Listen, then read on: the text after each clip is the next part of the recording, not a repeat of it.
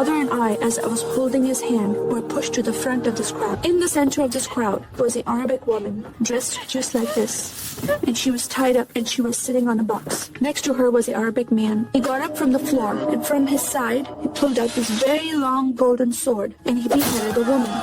My legs are shaking and my heart is going fast. My father said, "If you don't listen to the teachings, this will happen to you one day." I was born and raised in a small country by the name of Kuwait, a community of 98% Muslim population.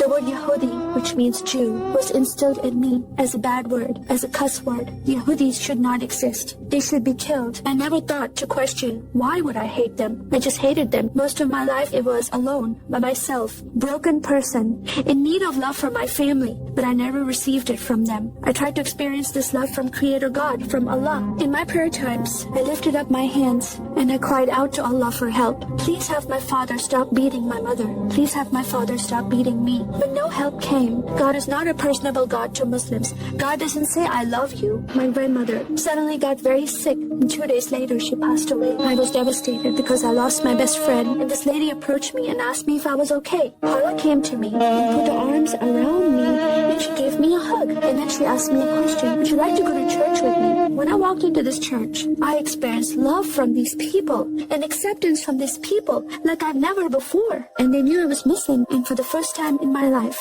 I heard a message from the Bible.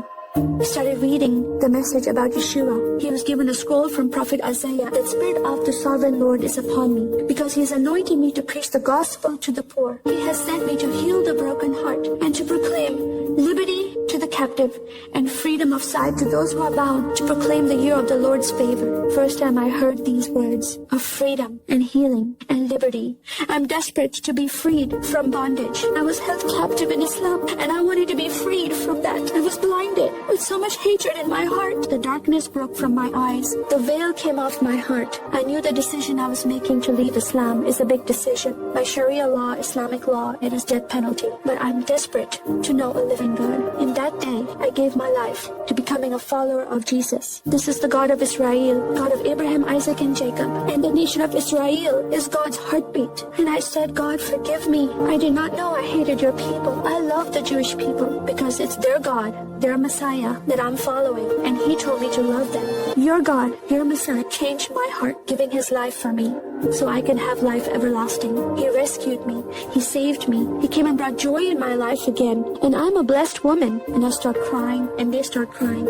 And we are able to relate to each other and embrace me, and they love me, and they experience some healing, I believe, when they hear my story. It is a privilege to have that in my life.